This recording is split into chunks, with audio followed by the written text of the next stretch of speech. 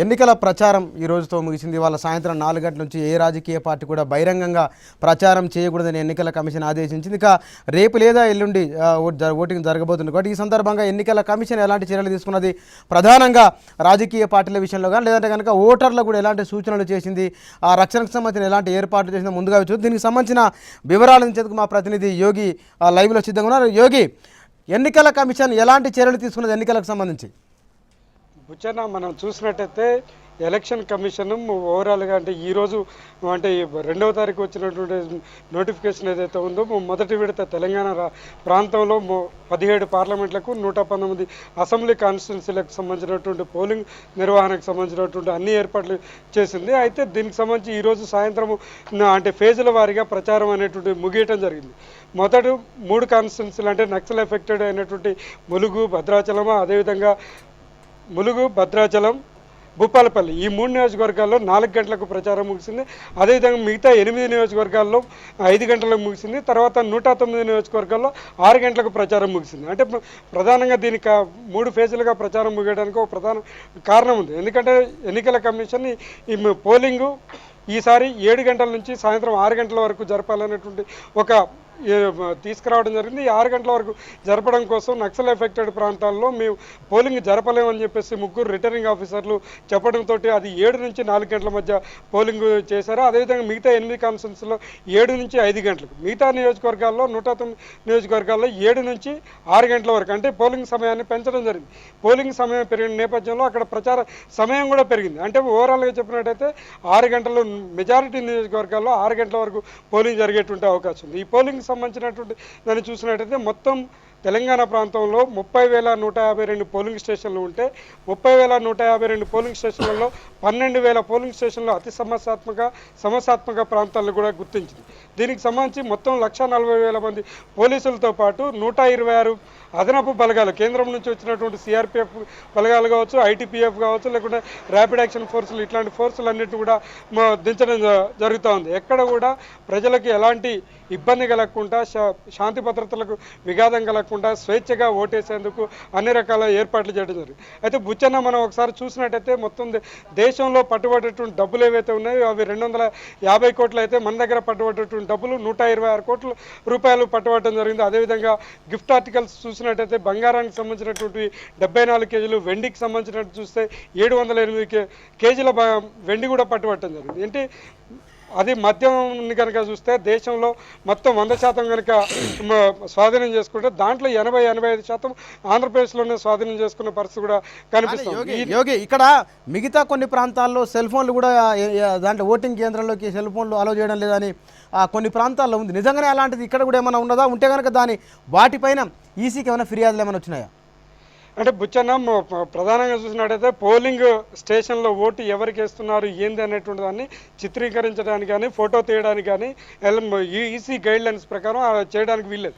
So దీని ప్రకారం EC ఇప్పటికే సెల్ ఫోను, కెమెరా, అదేవిధంగా వీడియో కెమెరా లాంటి వాటిని ఏటిని కూడా అలౌ చేయము. అదేవిధంగా లైటర్, ప్రధానంగా ఎలక్ట్రానిక్ ఓటింగ్ మిషన్స్ వాడుతున్నాం కాబట్టి లైటర్ని తీసుకొని పోయి సంఘ విద్రోహ శక్తులు కావచ్చు, లేకుంటే యాంటీ సోషల్ ఎలిమెంట్స్ కావచ్చు, ఈవీఎంలోని ఏమైనా చేసేటువంటి అవకాశం ఉందని చెప్పేసి కూడా లైటర్ను కూడా అలౌ చేసేటువంటి పరిస్థితి లేదు. అదేవిధంగా ఎన్నికలకు సంబంధించినటువంటి చూస్తే 100 మీటర్స్ పోలింగ్ స్టేషన్కి 100 మీటర్స్ బయటనే పొలిటికల్ ప్రచారం కావచ్చు, లేకుంటే ఇంకేమైనా కూడా చెప్పుకోవాల్సి ఉంటుంది తప్ప 100 మీటర్స్ దాటి ఎవరు రావడానికి, కేవలం ఓటర్ మాత్రమే పోలింగ్ స్టేషన్ రావాల్సి ఉంటుంది. మిగతా కార్యకర్తలు కావచ్చు, ఇంకా మరెవరు కూడా రావడానికి వీల్లేదు అని చెప్పేసి ఈసీ చెప్పడం జరిగింది. అదేవిధంగా ఈరోజు ఎండాకాలం కాబట్టి పొలిటికల్ పార్టీలు కనుక ఏమైనా శామియానాలు కానీ, టెంట్లు కానీ, లేకుంటే వాళ్ళకు రక్షణ కవచాలకు సంబంధించిన ఏర్పాటు చేయాలనుకుంటే 200 మీటర్స్ బయట 10x10 టెంట్ మాత్రమే వేయాల్సి ఉంటుంది. అది కూడా పోటీ చేస్తున్నటువంటి అభ్యర్థి క్యాండిడేట్లో కౌంట్లో పడుతుంది. ఎమ్మెల్యే క్యాండిడేట్ వేసినట్టయితే 28 లక్షలు అంటే వాళ్ళకి నిర్ణయించిన ఖర్చు ఏదైతే ఉందో 28 లక్షలు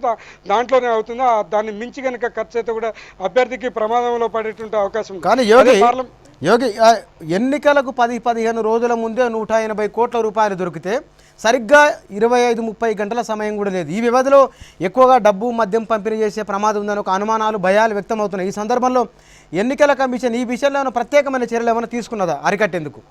ఎస్ బుచ్చన్న, మీరు కరెక్ట్ ఎగ్జాక్ట్ మీరు అడిగినటువంటి ప్రశ్న ఇది చాలా బాగుంది. అయితే విషయం ఏంటంటే 80 నుంచి 90 కోట్లు దొరికినటువంటి డబ్బులు అనేటువంటి ఒకటైతే ఈ 2-3 రోజులలో అది 126 కోట్లకు చేరినటువంటి పరిస్థితి. దీనికోసం ప్రత్యేకంగా రాజకీయ పార్టీలకు కావచ్చు, లేకుంటే పోటీ చేసిన అభ్యర్థులు కావచ్చు, వీరు ఎవరైనా కూడా డబ్బు పంపిణీ కానీ, మద్యం పంపిణీకి కానీ, లేకుంటే ప్రలోభాలకు గురి చేసేటువంటి అవకాశం ఉంటే ఆయా నియోజకవర్గాల్లో ఉన్నటువంటి ఓటర్లు కావచ్చు, లేకుంటే ప్రజలే దీన్ని నిరోధించాలని చెప్పేసి ఈసీ ముందు నుంచి చెప్తుంది. కాబట్టి ఈసీకి ఒక ప్రత్యేకమైనటువంటి ఒక సాఫ్ట్వేర్ను కూడా తయారు చేసింది. ఎవరైతే సపోజ్ ఎల్బీ నగర్ కావచ్చు, లేకుంటే మహేశ్వరం కావచ్చు, ఇప్పుడు ఉన్నటువంటి 119 నియోజకవర్గాలు కావచ్చు, రెండో విడతలో 175 నియోజకవర్గాల్లో కావచ్చు, ఎక్కడైనా ఓటర్ మీరు ప్రలోభాలకు గురి చేసేటువంటి పరిస్థితి ఏ రాజకీయ పార్టీ కానీ, నాయకుడు కానీ, లేకుంటే ఆ ఏరియాలో ఉన్నటువంటి కార్యకర్తలు కావచ్చు, ఇంకెవరైనా ప్రలోభ పెట్టేటువంటి ప్రయత్నం, డబ్బులు పంచేటువంటి ప్రయత్నం కావచ్చు, ఆర్టికల్స్ ఇచ్చే ప్రయత్నం కావచ్చు, లేకుంటే మద్యం పంపిణీ చేసేటువంటి విషయం కావచ్చు, అప్పుడు మీరు 8790-499-899 అన్నటువంటి ఒక నెంబర్ను కూడా దీనికి ఎస్ఎంఎస్ చేస్తే అక్కడ ఉన్నటువంటి రాష్ట్రంలో 2164 ఫ్లయింగ్ స్క్వాడ్స్ పనిచేస్తున్నాయి. ఆ ఫ్లయింగ్ స్క్వాడ్స్కి అంటే ఆ ఎస్ఎంఎస్ డైరెక్ట్ ఈసీకి సంబంధించిన సర్వర్కి వస్తుంది. ఆ సర్వర్ నుంచి అదే అక్కడ పనిచేస్తున్నటువంటి ఏ నియోజకవర్గం నుంచి అయితే కంప్లైంట్ వస్తుంది, ఏ ప్రాంతం నుంచి అయితే కంప్లైంట్ వస్తుందో అక్కడ ఉన్నటువంటి ఫ్లయింగ్ స్క్వాడ్కి సర్వర్ ద్వారా మెసేజ్ పోతుందో అక్కడ ఉన్నటువంటి ఫ్లయింగ్ స్క్వాడ్ అక్కడ ఉన్నటువంటి సమస్య అది శాంతి భద్రతలు విఘాతం కలిగించవచ్చు, డబ్బు పంపిణీ చేయవచ్చు, మద్యం పంపిణీ చేయవచ్చు. ఎవరు ఏం చేసినప్పుడు కూడా దాన్ని కంట్రోల్ చేసి వెంటనే వాటి చెక్ పెట్టడం కోసం ఒక ప్రత్యేకమైన సాఫ్ట్వేర్ కూడా తయారు చేసి రాజకీయ పార్టీలకు చెక్ పెట్టడం కోసం పెద్ద ఎత్తున కృషి చేస్తుందని చెప్పేసి మనం చెప్పవచ్చు. కానీ యోగి ఇంకొకటి, ఎండాకాలం కాబట్టి చిన్న చిన్న పిల్లలు ఎత్తుకొని చాలా మంది ఓటర్లు పోలింగ్ కేంద్రం దగ్గరికి వస్తారు. అదేవిధంగా ఎంప్లాయీస్ కూడా అక్కడ ఎన్నికల సిబ్బంది నిర్వహణ కోసం వెళ్ళిన వారు మహిళలు ఉంటే కనుక వారి కనీస సౌకర్యాలు కూడా లేవనే పదే విమర్శలు వస్తున్నాయి. అంటే ఎవరైతే సిబ్బంది అక్కడికి వెళ్తున్నారో విధుల కోసం, ఆ విధుల కోసం వెళ్తున్న వారికి ఏమైనా ఏర్పాట్లు చేస్తారు. అదేవిధంగా నీటి వసతి ఏర్పాటు కానీ, లేకపోతే కనుక టెంట్ సౌకర్యం కానీ, ఉద్యోగులకు కావచ్చు, లేదా దూర ప్రాంతాలకు వెళ్ళి వచ్చే ఓటర్ల కోసం అట్లా ప్రత్యేకమైన ఏర్పాట్లు ఏమైనా ఉన్నాయా? భుచన ప్రధానంగా చూసినట్టయితే ఇది ఎండాకాలం ఏప్రిల్ మేలో జరుగుతున్నట్టు ఎలక్షన్ కాబట్టి ఎలక్షన్ కమిషన్ కూడా ముందు నుంచే దీన్ని దృష్టిలో పెట్టడం జరిగింది. పోలింగ్ స్టేషన్లు ఎలా ఉండాలి ఏంది అనేటువంటి దాన్ని కూడా డిజైన్ చేయడం జరిగింది. ఆ డిజైన్ చేసినటువంటి నేపథ్యంలో ప్రధానంగా ఎండాకాలం కాబట్టి ఫస్ట్ టెంట్స్, శామియానాలు ఏర్పాటు చేయడం, అదేవిధంగా కూల్ వాటర్ మంచి శుద్ధి చేసినటువంటి వాటర్ సప్లై చేయడం, అదేవిధంగా మౌలికంగా వచ్చేటువంటి మహిళా ఓటర్లకు కావచ్చు, లేకుంటే పోయినటువంటి మహిళా సిబ్బంది కోసం కావచ్చు ప్రత్యేకమైనటువంటి టాయిలెట్స్ని కూడా ఏర్పాటు చేయడం జరిగింది. అండ్ ఇట్లా మౌలికమైనటువంటి వసతులు. అదేవిధంగా 30వ తారీఖు ఎలక్షన్ జరిగితే 29వ తారీఖు సాయంత్రానికే పోలింగ్ సిబ్బంది కూడా అక్కడ చేరుకుంటుంది కాబట్టి 29 సాయంత్రం నుంచి 30 సాయంత్రం 8 గంటల వరకు ఎట్టి పరిస్థితుల్లో ఏ పోలింగ్ స్టేషన్లో కూడా కరెంటు సమస్య రాకుండా చూడాలని చెప్పేసి ఇప్పటికే అన్నిటితో కూడా మాట్లాడటం జరిగింది. అదేవిధంగా జరిగింది.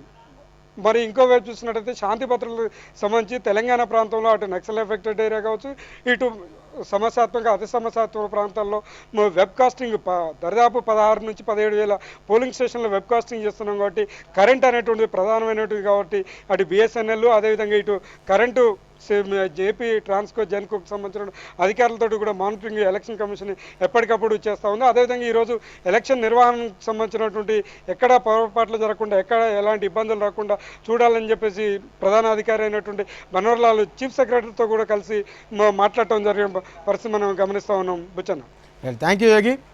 ఎన్నికల ప్రచారం ముగిసింది, ఇక పంపిణీ కార్యక్రమం జరుగుతున్న భయాలు అనుమానాలు కూడా దీనిపై ఇవాళ 7 PM డిస్కస్. ప్రచారం ముగిసింది కాబట్టి ఇక పంపిణీ జరుగుతున్న భయాలు అనుమానాలు ఉన్నాయి కాబట్టి ఈ సందర్భంలో నిజంగానే రాజకీయ పార్టీలు ఎందుకోసమని ఓట్లు కొనాల్సిన పరిస్థితి వచ్చింది, ఓటర్లను ప్రలోభపెట్టి ప్రభావితం చేయాల్సిన దుస్థితి ఎందుకోసం వచ్చింది, పరిస్థితి ఏ విధంగా ఉంటే కనుక ప్రజాస్వామ్య నిర్వచనాన్ని గూగుల్లో తప్ప ఇంకెక్కడ వెతుకునే పరిస్థితి లేదా, నిజ జీవితంలో ఆచరణలో అది ఉండే సూచన కూడా లేనే లేదా. దీనిపైన మనం మాట్లాడుతుంది. చర్చలో పాల్గొనేందుకు ప్రముఖ జర్నలిస్టు పాశం యాదగిరి గారు, అదేవిధంగా ఎన్నికల నిఘా వేదిక రాష్ట్ర కన్వీనర్ లక్ష్మణరెడ్డి గారు. ముందుగా సార్ యాదగిరి గారు, ఇద్దరు గుడ్ ఈవినింగ్ సార్.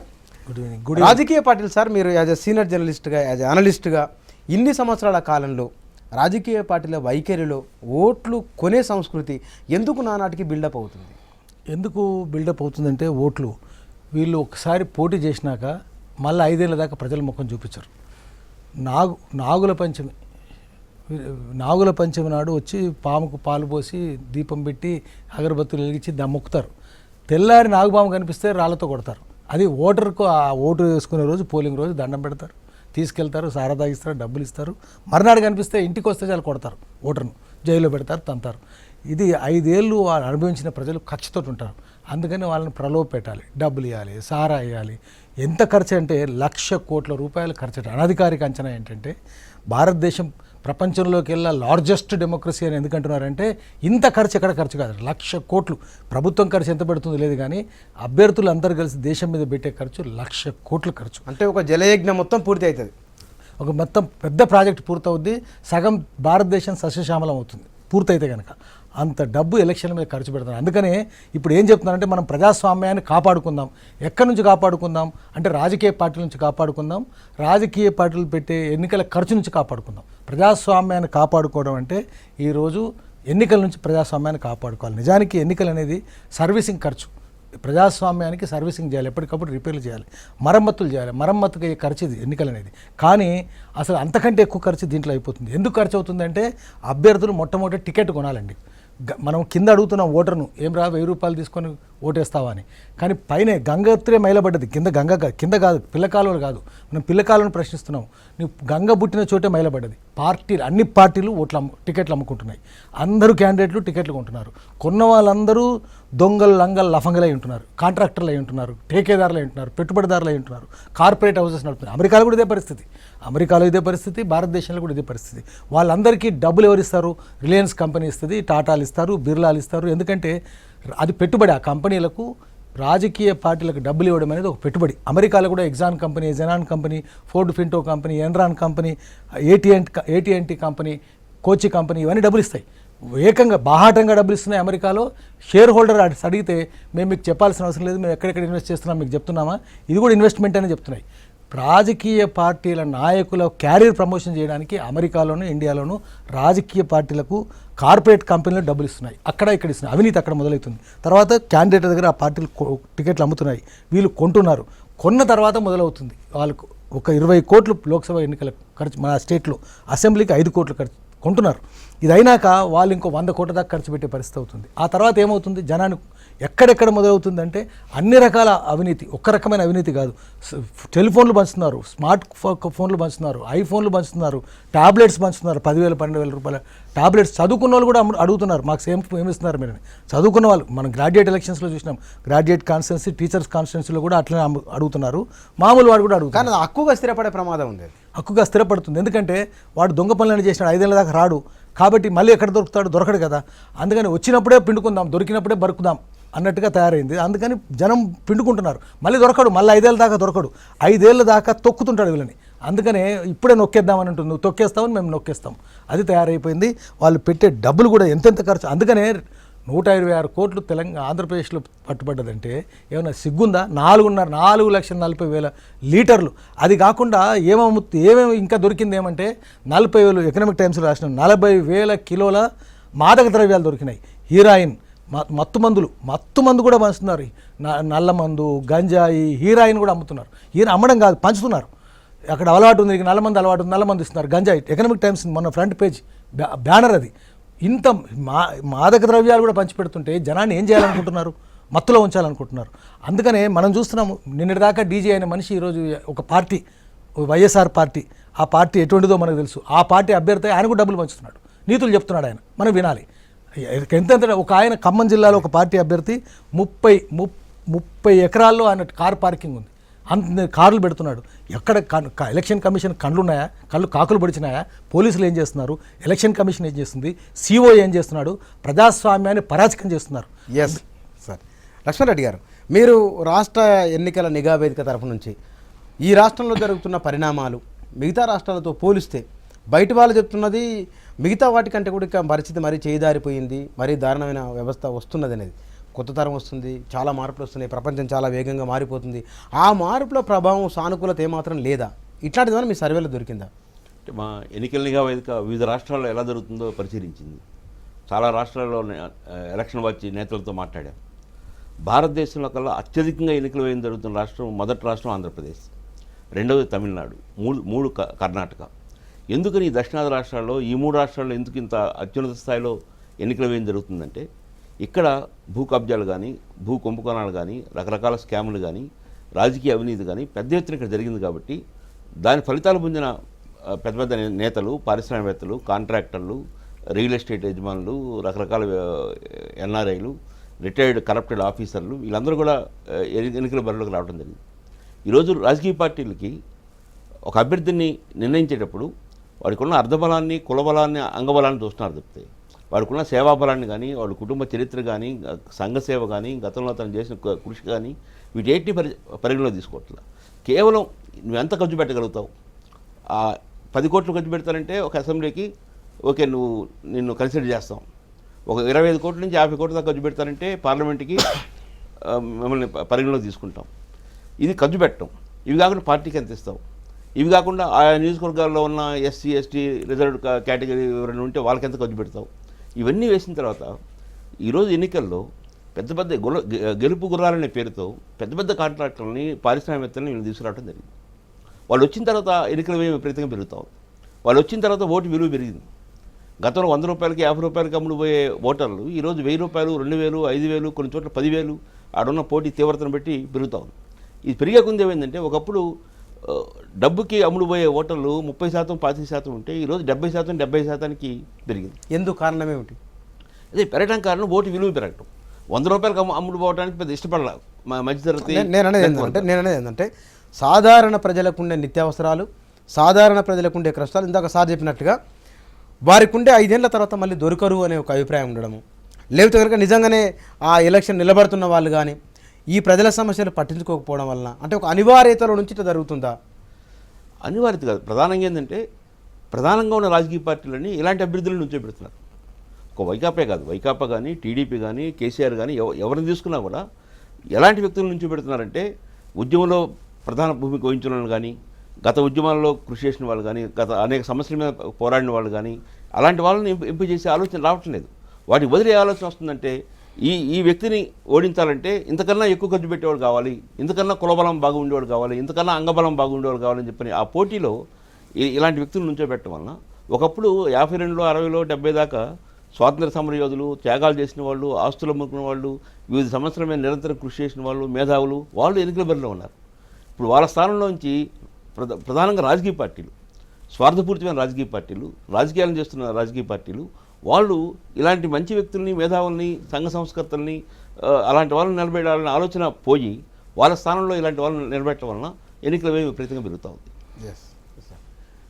ప్రలోభాల వల నుంచి ఓటరును ప్రజాస్వామ్యాన్ని రక్షించడం ఎలా? దీనిపై సార్ యాదగిరి గారు, 1970లో 80లో ఎలక్షన్కి అయిన ఖర్చు 50 కోట్లు, 100 కోట్లు. ఎలక్షన్ కమిషన్కి అధికారంగా అవుతున్న ఖర్చే అది 100 కోట్లకి అయింది. ఆంధ్రప్రదేశ్లో అవుతున్న ఖర్చు రమారమి అంచనా 5 నుంచి 10,000 కోట్లు అందరూ కలుపుకుంటే లెక్క. ఇంత ఖర్చు రావడానికి అంటే పెరుగుతున్న జనాభా ఒక కారణమా, లేదా రవాణా సదుపాయాలా, దేనికోసమని ఇంత ఖర్చు?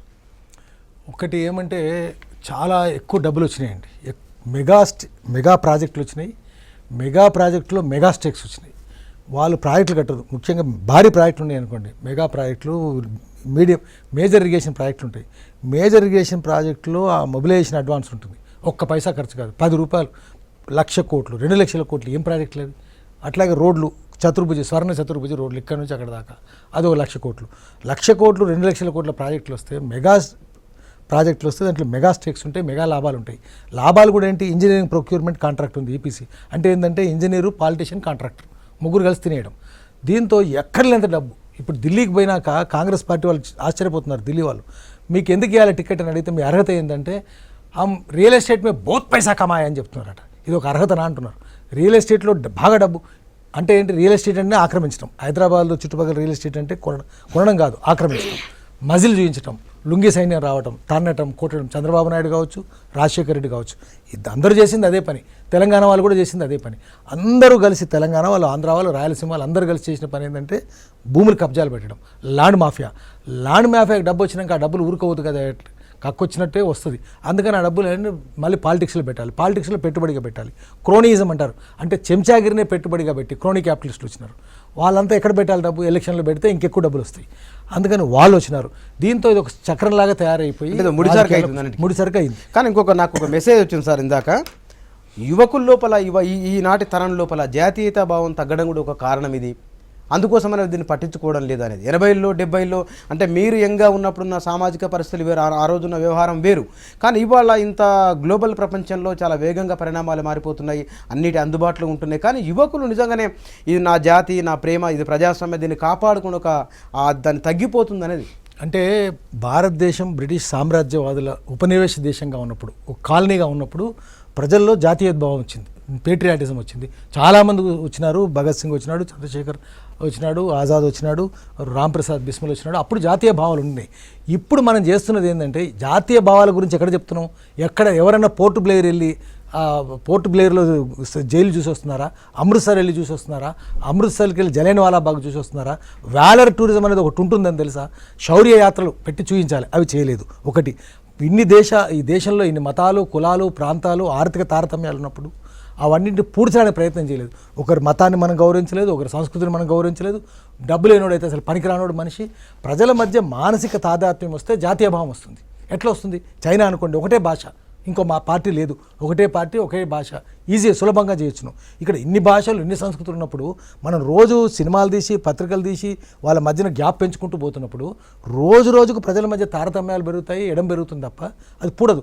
అన్నిటికంటే ముందు కామన్ సైకలాజికల్ మేకప్, మానసిక తాదాత్మ్యం సృష్టించాలి, ఏకాత్మతాభావం. మీరు నేను ఒకటే, కన్నడ వాళ్ళు, తెలుగు వాళ్ళు, మరాఠీ వాళ్ళు, హిందువులు, ముస్లింలు, పార్సీలు, సిక్కులు అందరూ ఒకటైన భావం సృష్టించాలి. అట్లాంటి సృష్టించడానికి ఏ ప్రభుత్వం చేయలేదు.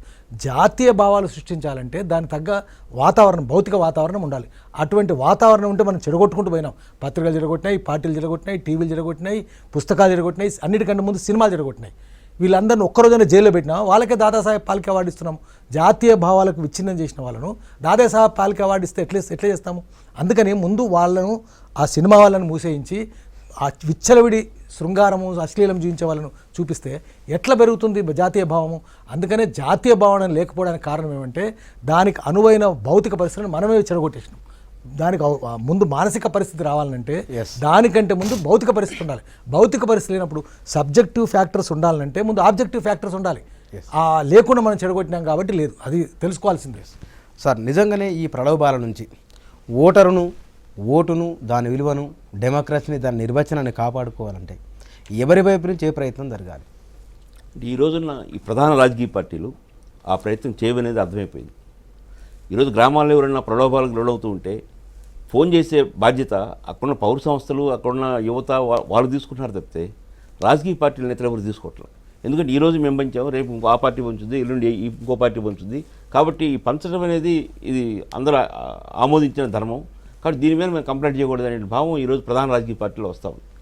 అందువల్ల వాళ్ళంతటా వాళ్ళు మాత్రం ఈ ప్రలోభాలని తిరస్కరించే పరిస్థితి కానీ, వాటికి వ్యతిరేకంగా ప్రజల్ని జాగృతం చేసే పరిస్థితి కానీ, చైతన్యవంతం చేసే పరిస్థితి కానీ ఉండదు. కారణం ఏంటంటే వాళ్ళకున్న బలం అది. ఈరోజు ప్రధాన రాజకీయ పార్టీల నేతలకి, వాళ్ళ యొక్క అనుచరులకు ఉన్న ప్రధాన బలం ఏంటంటే కులబలం, అర్ధబలం, అంగబలం. ఈ మూడు బలాలను వాళ్ళు ఇంకా మరింత పెంచి పోషిస్తారు. అంటే భవిష్యత్తులో ఉదాహరణకు ఆంధ్రప్రదేశ్లో ముఖ్యమంత్రి ఎవరు అవుతారంటే 2-3 కుటుంబాల పేర్లు చెప్తాం. లేక పలానా నియోజకవర్గంలో ఎవరు గెలవగలుగుతారంటే 2-3 కుటుంబాల పేర్లు చెప్తాం. అంటే ఎన్నికలు కొన్ని లక్షల మంది మధ్య, కొన్ని వేల కుటుంబాల మధ్య పోటీ జరగాల్సిన ఎన్నికల్ని తీసుకెళ్ళి ఈ అంగబలం, అర్ధబలం, కులబలాన్ని పెంచి కొద్ది కుటుంబాలకి మాత్రం పరిమితం చేస్తున్న పరిస్థితి. ఇప్పుడు గుంటూరులో ఎంపీగా ఎవరు గెలుస్తారంటే 2-3 కుటుంబాలే వస్తాయి. ఒక కుటుంబం ఒక పార్టీలో ఉంటుంది, ఒక కుటుంబం ఇంకో పార్టీలో ఉంటుంది, ఇంకో కుటుంబం ఇంకొక పార్టీలో ఉంటుంది. వీళ్ళు ముగ్గురు మధ్యన పోటీ జరుగుతుంది. అంటే పోటీని నివారిస్తున్నారు. స్వాతంత్ర సమరయోధులు కానీ, సంఘ సేవకులు కానీ, ఉద్యమకారులు కానీ, అనేక అంశాల మీద నిరంతరం అధ్యయనం చేస్తున్న మేధావులు కానీ, వీళ్ళకి ఎవరికి ఎన్నికల్లో స్థానం లేకుండా చేస్తున్న పరిస్థితి ఈరోజు ప్రధాన రాజకీయ పార్టీలు చేస్తున్నాయి. ఆ కృషి ప్రధాన రాజకీయ పార్టీ యొక్క నేతలు చేస్తున్నారు. వారు ఎన్నికల్లో అభ్యర్థిని ఎంపిక చేసేటప్పుడు ప్రధానంగా ఈ డబ్బు బలాన్ని చూస్తూ ఉన్నారు. అతనికి కనీసం లోక్సభ అంటే ఏంటో, చట్టం అంటే ఏంటో, చట్టాల రూపకల్పన ఎలా చేయాలనో ఈ విషయాలు కూడా ఏం తెలియదు. అలా తెలియని వ్యక్తుల్ని, ఏమాత్రం పరిజ్ఞానం లేని వ్యక్తుల్ని ఈరోజు అర్ధబలం ఉందని చెప్పి మన ముందు పెడతా ఉన్నారు. అట్లా అలాంటి వాళ్ళని నివారించాలంటే, నిజాయితీ పరులు వెళ్ళాలంటే దానికి ఉన్న వే ఏంది? అంటే ఒక మార్పు మనం ఢిల్లీలో చూసిన తర్వాత, అంటే అక్కడ సామాన్య ప్రజలు, పేదలు వీళ్ళందరూ కూడా ప్రధానమైన బీజేపీ, కాంగ్రెస్కి వ్యతిరేకంగా ఆమ్ ఆద్మీ పార్టీని ముందుకు తీసుకొచ్చారంటే అక్కడ ఎన్నికల వ్యయం కూడా చాలా తక్కువ ఉంది. ఓటరు ఇక్కడలాగా డబ్బుకి, మద్యానికి ప్రలోభయ్యే ఓటరు కూడా చాలా తక్కువ మంది ఉన్నారు. సో అలాంటి వాతావరణం ఈరోజు అర్బన్ సిటీస్లో కనపడే అవకాశం ఉంది. అంటే మన భవిష్యత్తు భారతదేశంలో తప్పనిసరిగా ఓటర్లో చైతన్యం వస్తుంది. ఓటరు తనంతట తాను అభివృద్ధి దశకు వచ్చిన తర్వాత ఓటర్లు ఆలోచన పెరిగిన తర్వాత ఓటర్లకు ఒక ప్రత్యామ్నాయం చూపించగలిగినప్పుడు, ఒక బలమైన ప్రత్యామ్నాయం చూపించినప్పుడు తప్పనిసరిగా ఆలోచిస్తాడనే అభిప్రాయం కలుగుతాం. ఇంకో బలమైన ప్రత్యామ్నాయం దేశవ్యాప్తంగా ఉండాలి. దానికి ముందు చెప్పినారు అది 90% లిటరసీ ఉన్న చోట అట్లా అవుతుందేమో, కానీ ఇక్కడ జరగదు. అక్కడ కూడా పేదరికం ఉంది, కానీ 90% లిటరసీ ఉంది. కానీ గ్రామాల్లో చేయాలంటే ఏం చేయాలంటే రామ్మనోహర్ లోహియా చక్కగా చెప్పినాడు. అన్ని పార్టీల్లో ఎలక్షన్ కమిషన్ చేయాల్సిన పని ఏమంటే election commission has to ensure internal democracy. దాంట్లో అంతర్గత ప్రజాస్వామ్యం ఉండాలి.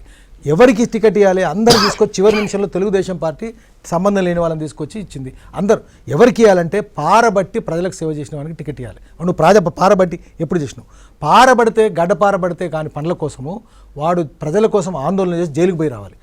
జైలుకు పోయి ఆయన అన్నది ఏంటి? పౌడా జైల్ ఆర్ ఓట్ అడిగే నైతిక హక్కు ఎవరికి ఉంటుందంటే పారబట్టి సేవ చేసిన వాడికి, జైలుకు పోయి ఆందోళన చేసి జైలుకు పోయి వచ్చిన వాడికి. అట్లాంటి సంస్కృతి రావాలంటే ముందు అంతర్గత ప్రజాస్వామ్యం ఎలక్షన్ కమిషన్ చూడాలి. ఎలక్షన్ కమిషన్ అది చూడడం లేదు. ఎలక్షన్ కమిషను రిజిస్ట్రేషన్ అప్పుడు వాడిని అడిగితే నా మేనిఫెస్టో ఇది, నా కాన్స్టిట్యూషన్ ఇది, నిబంధనావళి, పార్టీ నిబంధనావళి ఉల్లంఘిస్తే ఏం పట్టించుకోవట్లేదు. ఇప్పుడు ఇంత జరిగినాయి చేస్తారు, పార్టీలు చేస్తే కూడా సరే వాళ్ళు చేసే మేనిఫెస్టోలు అమలు కాకపోతే పట్టించుకోదు, కోరలు లేవు. నిబంధనావళి అమలు చేయకపోతే కూడా చేయాలి. అసలు ఎంపీలు ఎమ్మెల్యేలు అసెంబ్లీకి అటెండ్ కాకపోతే, పార్లమెంట్కి అటెండ్ కాకపోతే చర్యలు తీసుకోవాలి. నువ్వు ప్రశ్న లేవు. అటెండెన్స్ 10%, 12% మన స్టేట్ వాళ్ళే చూపిస్తున్నారు. 10% అటెండెన్స్, 2% ప్రశ్నలు, ఒక్క ప్రశ్న అడగలేదు. రాహుల్ గాంధీ అడగలేదు, సోనియా గాంధీ అడగలేదు, కేసీఆర్ అడగలేదు. వీళ్ళందరూ ఏం చర్యలు? అసలు జీతాలు తీసుకుంటారు, సంతకాలు పెడతారు. ఎట్లా మరి? అందుకనే అట్లా ఆడిటింగ్ ఉంటే, సోషల్ ఆడిటింగ్ ఉంటే ఈ బగల కొడితే అప్పుడు బుద్ధి దారికి వస్తుంది. కొత్త ఓటర్లు వస్తున్నారు. చాలా టీవీలలో పేపర్లలో ఓటాకు వినియోగించుకోవాలని ప్రచారం బాగా జరిగింది. కానీ అంతర్గతంగా ఇందాక మీరు అంతర్గతంగా ఒక భావన లేకుండా, అంతర్గతంగా ఒక శుద్ధి లేకుండా పైపైన చేస్తున్న ప్రచారం నిజంగానే వారి అంటే పునాదిలో లేకుండా పైపైన చేసే ప్రచారం ప్రభావం చూపిస్తుందా? అట్లా ఉండాలంటే ఏం చేయాలి? చూపిస్తుంది. ఎందుకంటే మామూలుగా ఏం చెప్తామంటే మనం పొలిటికల్ లిటరసీ ఉండాలి. పొలిటికల్ లిటరసీ అంటే అసలు రాజకీయం దేనికోసం, ఎన్నికలు దేనికోసం, ప్రజాపరిపాలన దేనికోసం, రాజకీయ పార్టీలు దేనికోసం పుట్టినాయి, అసలు దేశానికి స్వాతంత్ర్యం ఎందుకు, దేశంలో ప్రజాస్వామ్యం ఎందుకు చెప్పాలి. అమార్ఫస్ అడాలసెంట్ అంటాం. అంటే ఏ రకమైన అభిప్రాయాలు లేని కౌమార్య ప్రాయంలో యువకులు, వాళ్ళని క్యాజువల్ అమెరికన్ టీనేజర్స్ అంటారు అమెరికాలో. అంటే ఇప్పుడు ఏది సీరియస్గా తీసుకోరు. గట్టి చెంపకాయ కొడితే డోంట్ బి సిల్లీ అని భుజాలు ఎగిరేస్తారు తప్ప తిరిగి కొట్టరు. ఎమోషన్ కోఎషియంట్ లేదు, ఎడ్యుకేషన్ కోఎషియంట్ మాత్రమే ఉంది, ఎక్స్పోజర్ కోఎషియంట్ లేదు, ఆలోచనలు లేవు. ఇట్లాంటి వాళ్ళతో వస్తే ప్రమాదం ఉంటుంది. అందుకని ఏం చేయాలంటే రాజకీయ పార్టీలు శిక్షణా తరగతులు పెట్టాలి, రాజకీయ శిక్షణ తరగతులు పెట్టాలి. కమ్యూనిస్ట్ పార్టీలు కూడా మానుకున్నాయి. ఎందుకు మానుకున్నాయి అంటే వాళ్ళు చెప్తున్న సిద్ధాంతాలకు అనుగుణంగా వాళ్ళ నడవడిక లేదు. అన్ని పార్టీలు సిపిఐ సిపిఎం కూడా వాళ్ళ సిద్ధాంతాలకు అనుగుణంగా లేదు, కార్ల్ మార్క్స్ రాసిన కమ్యూనిస్ట్ మేనిఫెస్టోకి అనుగుణంగా లేదు, వాళ్ళ నిబంధనలకు అనుగుణంగా లేదు, ప్రజాస్వామ్యానికి అనుగుణంగా లేదు, చివరికి రాజ్యాంగానికి అనుగుణంగా కూడా లేరు. అంబేద్కర్ రాసిన పార్టీ నాయకుడు కాదు ఆయన, దానికి అనుగుణంగా కూడా లేదు. అట్లాంటప్పుడు మనం శిక్షణా తరగతులు పెట్టి నేర్పిస్తే వాళ్ళు ప్రశ్నిస్తారు, నువ్వు చెప్తున్నది ఏంటి, నువ్వు పాఠాలు చెప్పింది మాకేంటి, నువ్వు ఎట్లున్నావు అనేది. అందుకని దానికి భిన్నంగా ఉన్నప్పుడు ఐడియాలజీకి ప్రాక్టీస్కి మధ్యన అగాధం ఉన్నప్పుడు వాళ్ళు చెప్పే ఐడియాలజీ ఒకటి, చెప్పే ప్రొక్లమేషన్ దానికి ప్రకటనలకు వాళ్ళ ఆచరణకు మధ్యన పెద్ద అగాధం ఉన్నప్పుడు శిక్షణ నేర్పరు. అన్ని రాజకీయ పార్టీలు మానుకున్నాయి. కాంగ్రెస్ పార్టీ మానుకుంది. కాంగ్రెస్ పార్టీ ఒకప్పుడు మహోద్యమం, అది ఉద్యమం పోయి ఇప్పుడు రాజకీయ పార్టీ అయింది, రాజకీయ పార్టీ పోయి సంస్థ అయింది, వ్యాపారం అయింది, ఒక మాఫియా అయిపోయింది. అన్ని పార్టీలు అట్లేని, ఒక పార్టీ అని కాదు, అన్ని పార్టీలు అట్లనే తయారని. కమ్యూనిస్ట్ పార్టీలు, వామపక్షాలు కూడా అట్లేని. లెఫ్ట్ ఈజ్ ఆల్రెడీ లెఫ్ట్, అవి వదిలిపెట్టేసినాయి. అందుకని ఏమవుతుందంటే అందులో కులం వస్తుంది, ధనం వస్తుంది, మదం వస్తున్నది, మాఫియా వస్తున్నది. ఆఖరి గ్రానైట్ కంపెనీల వాళ్ళు కమ్యూనిస్ట్ పార్టీలు నడిపే పరిస్థితి వచ్చింది. ఒకే కులం వాళ్ళు, సిపిఐ సిపిఎం తీసుకుంటే ఒకే కులం వాళ్ళు, అసలు తెలంగాణలో లేని కులం వాళ్ళు తెలంగాణ పార్టీ నాయకులే పరిస్థితి వచ్చింది. అది ఇటువంటి పరిస్థితి ఎందుకు వచ్చింది? నిజంగా మీరు అన్నట్టు ఎన్నికల వ్యవస్థలో ఇవాళ కులం అనేది ఒక ప్రధానమైన వస్తువుగా మారింది, ప్రధాన అంశమైంది. ఇది ప్రజాస్వామ్యాన్ని ఇది బతికించేదా, మరింత ఇబ్బందులకు, మరింత గుంతలకు వేసేదా? ఇది ఒకటి ఏమంటే మామూలుగా అయితే కొన్ని కులాలు అది తమ డామినెంట్, 2 రకాల కులాలు ఉంటాయి. ఒకటి న్యూమరస్ కమ్యూనిటీస్, ఇంకో డామినెంట్ కమ్యూనిటీస్. అంటే సంఖ్యాపరంగా ఎక్కువ ఉన్న కులాలు వాడికి డామినెన్స్ ఉండదు, డబ్బులు ఉండకపోవచ్చు, చదువు ఉండకపోవచ్చు. కానీ దళితులు ఎక్కువ సంఖ్యలో ఉంటారు, ఆదివాసులు ఎక్కువ సంఖ్యలో ఉంటారు, వాళ్ళకి చదువు లేదు పాపం, మదం లేదు, డబ్బు లేదు. కానీ సంఖ్యాపరంగా తక్కువ ఉన్న వాళ్ళు డామినేషన్ చేస్తుంటారు. ఆ డామినెంట్ కమ్యూనిటీసు మొత్తం అధికారాన్ని మ్యానిపులేట్ చేసి మొత్తం కాంట్రాక్ట్లన్నీ వాళ్ళు తీసుకొని చోరతంత్రంలో అదే జరుగుతుంది. క్లెప్టోక్రసీ అంటాం. చోరస్వామ్యంలో ఏం జరుగుతుందంటే కొందరే మొత్తం అధికారం అంతా తమ చేతిలో పట్టుకుంటారు. ఎన్టీ రామారావు వస్తే ఎన్టీ రామారావు కులం వాళ్ళు, రాజశేఖర రెడ్డి వస్తే రాజశేఖర రెడ్డి కులం వాళ్ళు, ఎవరు ముఖ్యమంత్రి అయితే వాళ్ళ కులం వాళ్ళు. అందుకనే ఇప్పటిదాకా ఒక బీసీ ముఖ్యమంత్రి ఎందుకు కాలేదు, ఎందుకు ఎస్సీ వచ్చిన 6 నెలల్లో సంజీవయ్యను అందరూ అవమానపరిచి, మొత్తం అందరూ ముఖ్యంగా ఎస్సీ సుబ్బారెడ్డి అంటే అవమానపరిచి ఎందుకు తరిమేసినారు ఆయనను? ఎందుకంటే కులం ఎక్కువ ఉంది, కులం పాత్ర చాలా ఎక్కువ ఉంది. కులంతో పాటు డబ్బుకు సంబంధం ఉంది, డబ్బుతో పాటు నేరస్థాయికి కూడా సంబంధం ఉంది. Financial status, criminal status, crime status, ఈ రెండింటికి సంబంధం ఉంది. దాంతో ఇంకెవరు రాలేని పరిస్థితి ఏర్పడుతున్నది. క్రైమ్, రాజశేఖర్ రెడ్డి ఎంత క్రైమ్ జరిగిందో మనం చూసినాము, డబ్బులు ఎట్లున్నాయో చూసినాము. కొద్దిమంది భారతదేశంలో ఎక్కడ లేనంతగా 10-20 ఏళ్లలో దేశంలో టాప్ 30లో తెలంగాణ కాంట్రాక్టర్లు, టాప్ 30లో ఆంధ్ర కాంట్రాక్టర్లు ఎందుకైనారంటే స్టేట్ పవర్ని మ్యానిపులేట్ చేసి, రాజకీయ అధికారాన్ని దుర్వినియోగం చేసి అట్లా సంపాదించినారు. కాబట్టి వాళ్ళ చేతుల్లోనే అధికారం ఉంది, ఇంకా ఇతర చేతులు లేదు, ఆదివాసుల చేతులు లేదు. ఎస్, పోలీసులు కూడా అంటున్నారు ఎవరైనా అక్రమాలకు పాల్పడితే మద్యం డబ్బులు పంపిణీ చేస్తే సీరియస్గా కేసులు అవుతాయని చెప్తున్నారు. చాలా ఏళ్ళుగా జరుగుతూనే ఉంది. ఎందుకోసమైనా సీరియస్నెస్ రావడం లేదు. ఇప్పుడు కూడా వచ్చేది కాదు. ఇప్పుడు కనుక మంత్రులు ఉండుంటే జరిగేది కాదు. గవర్నర్ ఉన్నాడు కాబట్టి వాళ్ళకు ఫ్రీ హ్యాండ్ ఇచ్చినారు కాబట్టి పట్టుకోగలుగుతున్నారు. ఇంతకుముందు ఎందుకు లేదు? ఎందుకు దొరికి? ఇప్పుడు 80% మద్యం దేశంలో దొరికిన 5 లక్షల లీటర్ల మద్యం దేశంలో దొరికితే 4 లక్షల చిల్లర, 4,40,000 లీటర్ల ఆంధ్రప్రదేశ్లో దొరికింది. అదే 250, దాదాపు 56%, 250 కోట్లు దేశంలో దొరికితే 126 కోట్లు ఇక్కడే దొరికింది. ఎందుకు దొరికింది ఇదంటే ఇక్కడ ఎక్కువ డబ్బులు పంచుతుండొచ్చును, ఎక్కువ మాఫియా ఉండొచ్చును, ఎక్కువ మజిల్ మనీ ఉండొచ్చును, ఎక్కువ పాపపు సొమ్ము, అవినీతి సొమ్ము కూడా ఉండొచ్చును. ఇక్కడ ఉంది, అది వాస్తవమే. దానికి తోడు ఇది దొరికేది కాదు. కానీ ఈరోజు ఇక్కడ మంత్రులు లేనందువల్ల, మంత్రివర్గాలు లేనందువల్ల, రాష్ట్రపతి పాలన ఉన్నందువల్ల, గవర్నర్ పరిపాలన ఉన్నందువల్ల ఇవన్నీ దొరికినాయి. అయితే ఇది సరిపోదు, ఇంకా చాలా జరుగుతుంది. ఇప్పటిదాకా దొరికింది టిప్ ఆఫ్ ది ఐస్బర్గ్ అంటాం, ఒక ఆవగింజ అంతనే దొరికింది. కింద హిమాలయాలు ఉన్నాయి, ఆ హిమాలయాలను పట్టుకోవాలి. ఎందుకంటే అవన్నీ గుట్టు చప్పుడు కాకుండా పోతున్నాయి, డబ్బులన్నీ గ్రామానికి పోతున్నాయి, ఇంటింటికి పోతున్నాయి, డబ్బులు పోతున్నాయి. ఎక్కడికక్కడ కాంట్రాక్టులు, సబ్ కాంట్రాక్టులు, డీలర్లు సబ్ డీలర్ని పెట్టుకున్నారు, హోల్సేలర్లు ఉన్నాయి. ఇవన్నీ పెట్టుకొని అక్కడి దాకా పోతున్నాయి, గుట్టు చప్పుడు కాకుండా చాప కింద నీరులాగా వెళ్ళిపోతున్నాయి. అందుకని ఈ డబ్బుల ప్రభావం చాలా ఉన్నది. అసలు ప్రమాణాలు చేయిస్తున్నారు, మాంసం ముక్క పెట్టి సారా పంచి, సారా మీద ఒట్టు పెట్టు, ఈ కళ్ళు మీద ఒట్టు పెట్టు, నీ బిడ్డల మీద ఒట్టు పెట్టు, గుళ్ళోకి దూరం ఒట్టు పెట్టు అని తెలంగాణలో జరుగుతున్నది, ఆంధ్రలో జరుగుతున్నది. అట్లా ఒట్టు పెట్టించుకొని నోటిస్తున్నారు. అందుకని ఏమంటున్నాం అంటే, అప్పుడు ఇదో పద్యం శ్రీశ్రీ రాసినాడు, దొంగ ఓట్ల రాజ్యమా, కూడబెట్టలేని దేశమొక దేశమా. ప్రజలందరినీ శాశ్వతంగా దరిద్రంలో ఉంచితే, ప్రజలందరూ ఎప్పుడు ముక్క కళ్ళు తాగుతాం, సార తాగిస్తామంటే ఆశ బయట వాళ్ళని పెడితే కొనేయచ్చు ఓట్లు. అందుకని పావర్టీలోనే వాళ్ళకి స్వార్థం ఉంది. జనం పేదరికంలో వాళ్ళకి వెస్ట్ ఇంట్రెస్ట్ ఉంది, స్వప్రయోజనం ఉంది. అందుకని ప్రజలను పేదలుగా ఉంచుతారు, నిరక్షరాస్యులుగా ఉంచుతారు, అసహాయులుగా ఉంచుతారు, నిస్సహాయులుగా ఉంచుతారు, దేనికైనా సరే చేజాపేవాటుగా ఉంచుతారు. కానీ మనం 2 ఎన్నికలను తీసుకుంటే కనుక, మనం 2004, 2009 ఎన్నికలను తీసుకుంటే, ఈ ఎన్నికల్లో పెట్టిన నల్లధనం లేదా ఈ ఎన్నికల్లో పెట్టిన ఖర్చుతోని ఏ మేరకు ఎంత డెవలప్మెంట్ చేయవచ్చు రమారమి? అసలు మామూలుగా అయితే మనం ఒక రాజకీయ నాయకుని చూద్దాం, వాళ్ళు పెట్టే డబ్బులు, దేశం 1,00,000 కోట్లు ఖర్చు పెడితే నర్మదా వ్యాలీ ప్రాజెక్ట్ కంప్లీట్ అయిపోతుంది. తెలంగాణలో 10 ప్రాజెక్టులు కంప్లీట్ అయిపోతుంది. తెలంగాణ మొత్తం 30 లక్షల ఎకరాలు సాగుబడిలోకి తీసుకొని రావచ్చును, దారిద్ర్యం లేకుండా చేయొచ్చును.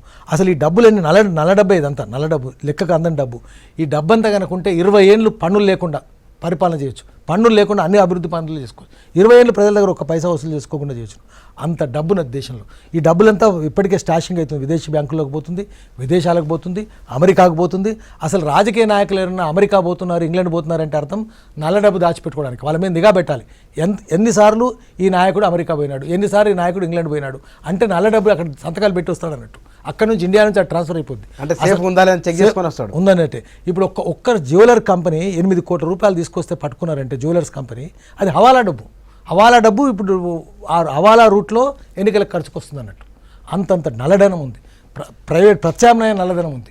ఈ అన్నింటినీ పట్టుకుంటే నిజానికి మన కేశవరావు జాదవ్ గారు అన్నారు, ఒక ఆయన చేతి నిండా గింగరాలు ఉన్నాయి, అవన్నీ చూసి ఆయన చేయగలిగిపోతే, బాబు నేను పేదవాడిని, నేను హాస్పిటల్ పోలేను, ఎందుకు సార్ అంటే గట్టిగా నొక్కితే నీ రాళ్ళు ఉన్నాయి, నాకు రక్తం కారుతుందా అన్నాడు. ఆయన అన్నమాట ఏంటంటే, నీ చేతికున్న నీ ఒంటి మీద, మగవాడికి ఒంటి మీద ఉన్నాయన్నీ తీసేస్తే ఒక ఊరు బాగుపడుతుంది, ఊరిలో 100 మంది పిల్లలు అవుతాయి అన్నాడు ఆయన.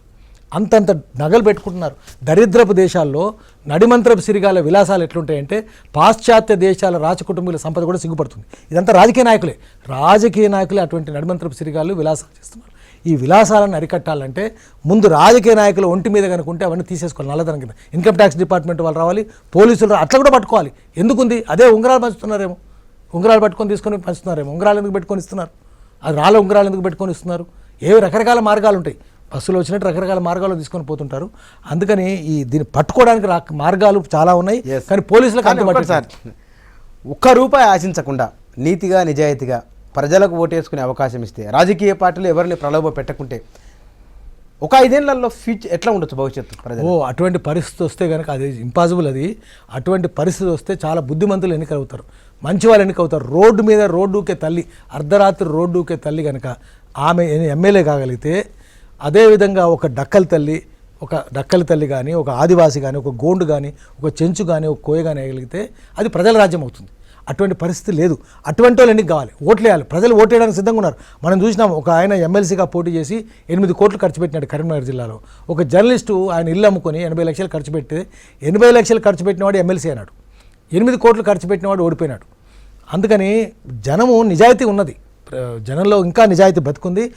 వ్యక్తిగతంగా ప్రతి ఒక్కరికి బలహీనతలు ఉండొచ్చును. వాడికి 1000 రూపాయలు ఎందుకు తీసుకుంటున్నాడంటే ఆ 1000 రూపాయలు లేకపోతే ఆత్మహత్య చేసుకునే పరిస్థితి ఉంది, అందుకని తీసుకుంటున్నాడు. వాళ్ళని మనం ప్రశ్నించొద్దు. కానీ collective moral fibre of the people is very strong.